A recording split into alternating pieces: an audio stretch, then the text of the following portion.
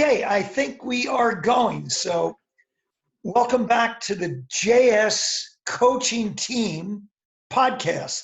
And I'm here with I call her incredible, but she's really like, what's the next step above incredible? like extraordinary co-host, the great Jocelyn Sokol. And today, like this is, if you want a treat, like if you're looking for, oh my gosh, I can't stop listening, you got it today. So this is Lauren Depinto, and Lauren looks like a fairly normal person, but she's anything but that.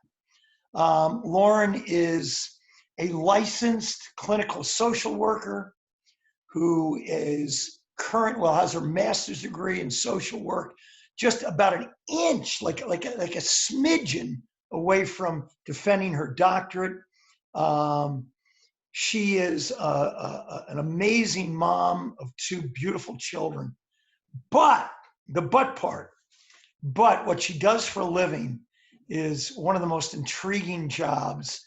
And if you think in your life that you were born to serve, if you think in your life that Mother Teresa is your ultimate emblem or symbol of what you want to do, well, then that's what Lauren does. She is the crisis counselor for the Ridgewood school system.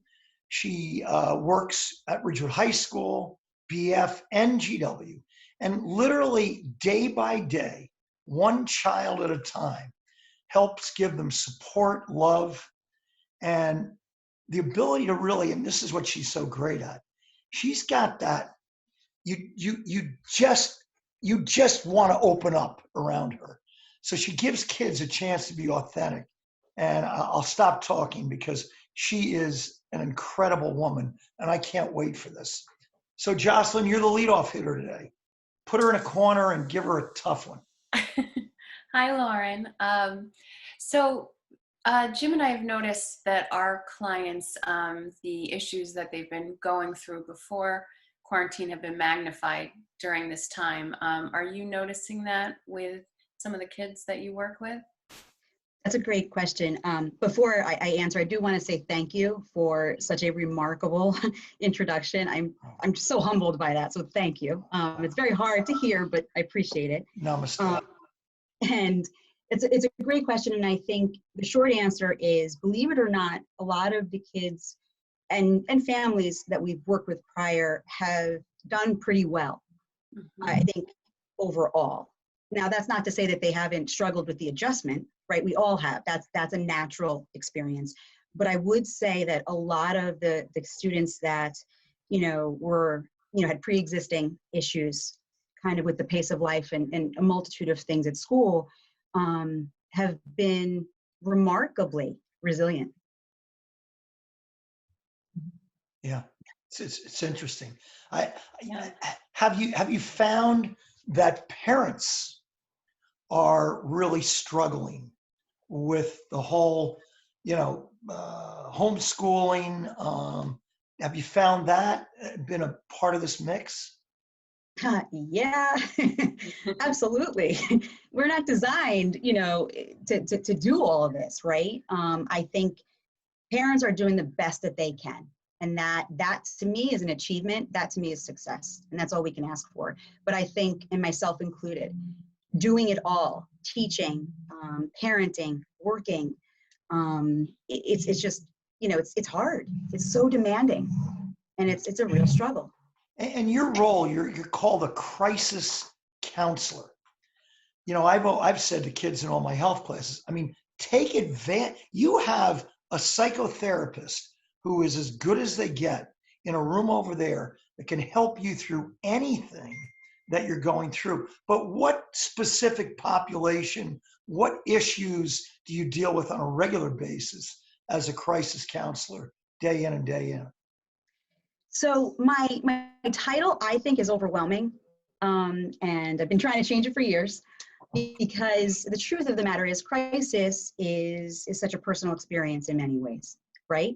And it could be a spectrum. So the way I describe my role is that I'm capable of dealing with a spectrum of issues.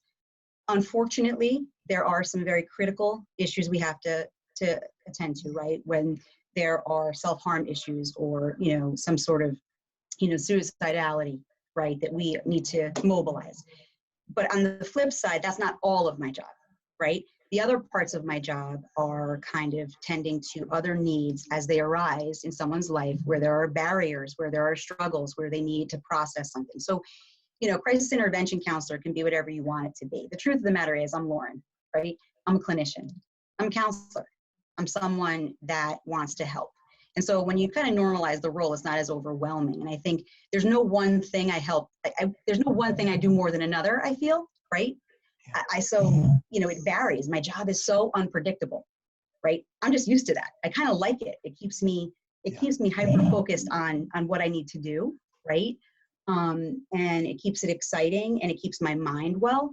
But I think, kids deal with a variety of issues every day. So, and in terms of those issues, you had said that a lot of kids are showing that they've been very resilient during this time.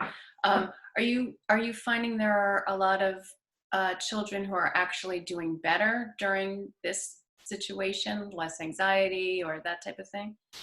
Actually, I am. Mm-hmm. I am, and I think, as a practitioner in private practice, also for the school system, my team and I and my colleagues have had a lot of discussions about this. We're baffled, right? We were expecting one thing, and then all of a sudden we're like, wait a second, you're doing better. And it makes sense, right? It makes sense. And so I think that, it's an amazing thing that kids can find respite, feel safe, and thrive, but it's also something that's going to be, I think, ongoing in the research in terms of how to treat these issues and how to address them kind of moving forward as we return. But the short answer is yes, I have seen them do that. Yeah. And are there thoughts of how you can help them bring something they're learning about themselves during this time into their life when quarantine is over? That's an excellent question. And I think that's kind of what we're trying to work on, right? Like, this has been such an incredible time, regardless of age, right? Regardless of anything, to reflect, to find meaning, to find purpose, to go inward and really do the work. And there've been some incredible lessons. I know that together, any one of us has learned, certainly teenagers, certainly children, certainly parents, So it's, how do we cultivate that? And then how do we make sure it comes with us when we return to this new life, right? This better life, this, with all of this knowledge and these lessons. So that's the work right now. Yeah. So 15 years in this role. So give us the secret, give us the tact, give us the hack, because we're all parents and we all have kids coming to us with that have problems. And you get to do this game and you're an expert at it. And I'm a terrible support system sometimes because I'm always trying to fix the problem. Tori, I'll show you how to fix it. So as an expert, help us parents. When your kids are hurting, what's the strategy that you use, that you kind of as your template of how to help someone? Wow, that's a very big question. If I had to think about the first thing or share the first thing that came to my mind, it really would be, it's really about attunement. It all comes down to attachment. It all comes down to co-regulation. How can you sit with the problem? The truth of the matter is, and we all know this, we become who we become because of our stories, because of our narratives. Every one of us has a story to tell. And some of the best, stories have a lot of details. And some of them are challenging. And actually, most of it's challenging, right? So it's really about how to go inward and decide how you as a parent are going to tackle those feelings that you have. I've had them, I get them, but it's about an awareness, How do you make it about them and not about you? How do you make it about their story that you're a part of, and how do you support them? How do you also sit with it, right? We have to bear witness sometimes to their story, not write it for them. It's not our job to write it for them. It's their job to figure out where they want to go. And here's the thing. It's very, very hard to watch your child suffer. It is very, very hard to watch your child in pain. Our first inclination is to wipe the tears, right? But I often, rely on my own upbringing, and my mother who just, the lessons and the values that she has taught me have been really the wellspring of my work, right? As a mother and as a social worker. But, I think it's really about looking to other people where you can learn from. So I look to like Susan David is an incredible researcher, and she talks about emotional agility.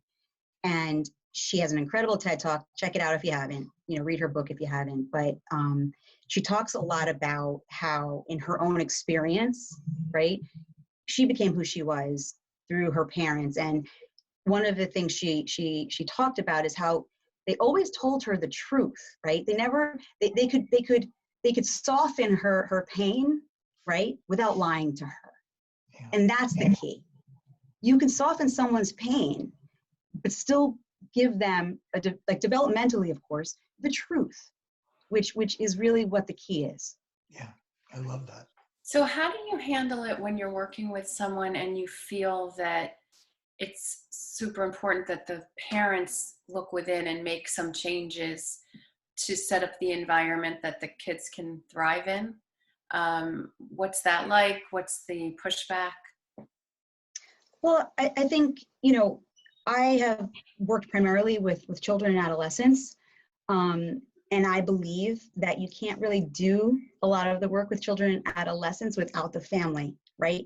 And you become a part of that system, and you have to kind of look at the system for what it is, right? And make an accurate assessment. And here's the thing, it's really about a collaborative experience. I'm not, the way I practice, it's not about a one up, one down position, it's about an equal position. And it's me trying to offer, a different perspective on how to help something work smoother, work better, work smarter, because any family that's ever come to me really does have the same goal.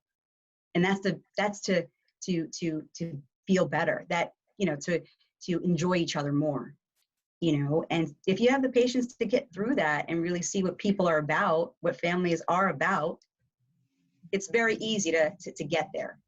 So you typically don't just, I'm sorry. No, go ahead.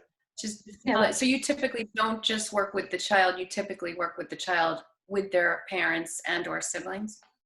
Here's the thing. In terms of typically, every case is different. I think I look at what the case needs. I look at what is the best for the client, right? Because that's the most important. And we work together about who needs to come in, who doesn't, right? And here's the thing. If you have a strong enough, safe enough relationship with someone, they're going to trust you enough to bring someone else in, right? And that's the key. It's really about you and the client. It's the alliance. It's the therapeutic alliance that matters. It's the relationship. And you can also build a relationship with family members, but again, it's all, to me anyway, a very kind of case-by-case situation. Right. So I've been quarantining for 3 months. This is getting really boring. I feel swallowed up. I haven't seen my friends. This is long enough. I've had enough. I'm going to go out. I don't have to be that vigilant with my social. I'm a kid. I'm not going to die. So let me just live a life now. I did quarantine. I've had enough. What's your answer? I hear you. Me too. I think we all have had enough, right? We're in this endurance phase, in this phase where we're like, where do we get motivation? Where do we get energy? We want to just return to some normalcy. And I think validation is key, right? Validating someone's feeling, validating their experience, and then perhaps when the time's right, confronting them with a reality that this is a really good lesson in community. This is a really good lesson in what I do affects you. What you do affects him or her. And that despite that, though, we have to fight that urge. And we So have you used the term the other day when we were talking about endurance athletes, Yes. life athletes that were not in a sprint, but this is a long haul. So Yeah. talk to me about that. I love the term, and it kind of gives us more of a perspective of things. Look, you've been here for 3 months. It's not forever. This is a long haul. We need to protect our elderly and live for each other. So don't think about, no, this is a long game. So talk to me about endurance athletes. Well, to be clear, I am not one. But, I know many. I live with one. And what I've learned and what I, have applied to my practice is we're in really an emotional sort of marathon. And we're I want to say we're closer to the end, but, we're mile, 17, 18, 19, right? And you're kind of looking for that energy, right? You're perhaps knowing there's an end, but you're trying to figure out when and where. I think we're in that position. And, enduring something takes conscious effort, right? We could, think about our own stories, our own heritage, our own family members. A lot of times for me, I look to the stories of my own family, who are immigrants. I look to kind of what they went through. I look to the stories of, my grandparents and whatnot. My father, who's is an immigrant, and then all of a sudden, right, I'm inspired to be who they've kind of designed me to be, right? And that's kind of where you get, for me anyway, or what I would recommend is like to look at, endurance athletes are elite athletes because they work very, very hard on how to build, right, this physical strength, but also this mental strength, right, to keep going, to persevere, to stay disciplined, to discipline their time, their focus, to, I think this has really been, what's helped me is disciplined attention. Yeah, love that. So what are some almost lifestyle aspects that you encourage your clients to add into their lives when they're young? So are you talking in general or now? Because I think it's so hard to answer some of these questions because it's true. I guess I was talking in general, but I think that includes now. So I think what would be, and it's funny you asked this because I was just talking to a colleague of mine about this earlier, and whether we're in COVID times or in pre-March 13th is when we went virtual school, some of the things actually are the same, and some of those recommendations include getting back to basics, right? Getting back to essentials, getting back to brain care, right? Getting back to routine, getting back to how do you create a wellness plan for yourself, right? How do you take care of your body? How do you take care of your mind? And how, those things can be very simple. What are you eating? What are you, what sort of movement do you do? Anything, what's your spiritual practice? What are you reading? It's really about wellness, right? So that's what I have always recommended, but I really am focusing on that right now because it's glaring how obvious, right? Like some of those basic things that, our culture, tends to overshadow just because of the busyness of life, is really what's going to sustain us, but also help us thrive, and create the bed of resilience, right? That foundation that we need to take with us. Yeah. So and do you bring in, I'm sorry, Jim. No, go ahead. Do you bring in any aspects of breathing or meditation to help? Well, I think, yes, the short answer is yes. I think meditation is a huge part of self-care, right? And I think the biggest myth about meditation is that you need to have this certain setting or this certain way of doing it.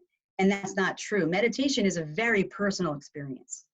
And really, it's about going inward, right? It's about suspending judgment, suspending your mind, and kind of really understanding where you are in time and space. Or for me anyway, as I understand it, but or how I use it.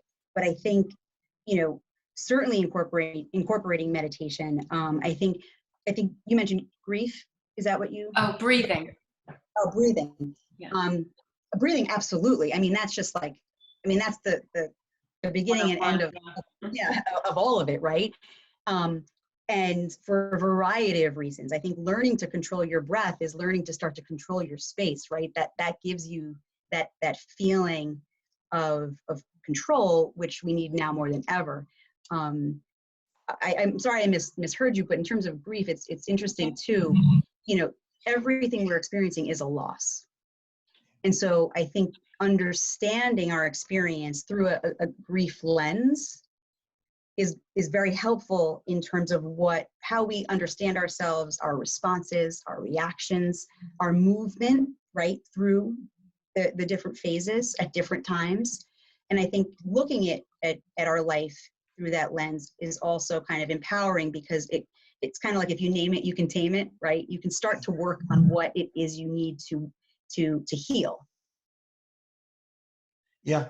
I mean, the worst part of these podcasts, the part I hate the most, is the end. Because and Lauren knows this, she usually has to throw me out of her office. Like, I could ask you questions forever. But I want to ask one, I want to give you a quote, because I'm going to say 3 people whose names I will hold off, who they're power sources. They're embers of light, strength, and love. And you're one of them. And I want to give you a quote, because I know this word is thrown around a lot, but I know it means more to you. And I know it's at the core of who you are. So here's the quote: "Love cannot remain by itself. It has no meaning. Love has to be put into action. And that action is called service." That's Mother Teresa. Love cannot remain by itself. It's nothing. Has no meaning. Love has to be put into action. And that service, or that action, is called service. I know you have got a strong bond to love, and you use it as your power source. Talk to us about that word, which is thrown around, easily, but I know to you it's something more important. Wow. Yes. There's so much I can say on the topic, and my mind's like racing with ideas, and like trying to figure out what it is, what message I want to convey. At the end of the day, love is an action verb, right? Love is doing, love is being. But I think love is really the only, love is this powerful force in the universe, right? That's an energy that cannot be stopped. It never leaves us. It heals us, right? And it's something that we have to practice too, right? Love is the endurance, and love is really what has propelled me in so many ways to do what I do, and to find the energy sometimes, when the energy's gone, right? To keep going, to have a purpose. And I think the truth of the matter is, this experience, this COVID experience, is just proof that love is really all around, right? All day, every day. It's love that makes us want to help someone, and want to give, and want to, be our best in terms of service. And, it's funny. I know that once we're done with this, right, I'm going to go home and I'm going to have this crazy good, solid answer. Oh, no. You already got an A+. But I will say, I feel like love, in its purest form, is why we're here, and what keeps us going and evolving. And I think, we really need a lot more of it demonstrated. And I think we shouldn't feel vulnerable. I think there are a lot more people that want to express their love. And by love, it's not necessarily romantic. There's so many forms of it, right? And like that needs to be something we're okay with showing some vulnerability with, right? And once we get past that and we realize that love is about it, love is a gift, right? It's about us giving. It's not even about the person receiving. And that's going to keep us healthy, right? And, you know, that's really what it's all about. And from a psychological perspective, it also helps for me, right? Really focus on creating a psychological safe space for anyone that I work with, like an unconditional, open, flexible, psychological safe space. And one of the greatest compliments I've gotten, you know, a few, I keep everything that's ever been given to me. And I've had, you know, I have this incredible, this box, right, if you will, that's like where I need to go when I need that inspiration, when I need that energy surge to remind me, right, why I'm here, who I am, what I'm doing well. You know, when someone, you know, refers to you on their own spontaneously in a way that matches with how you want to be viewed, right?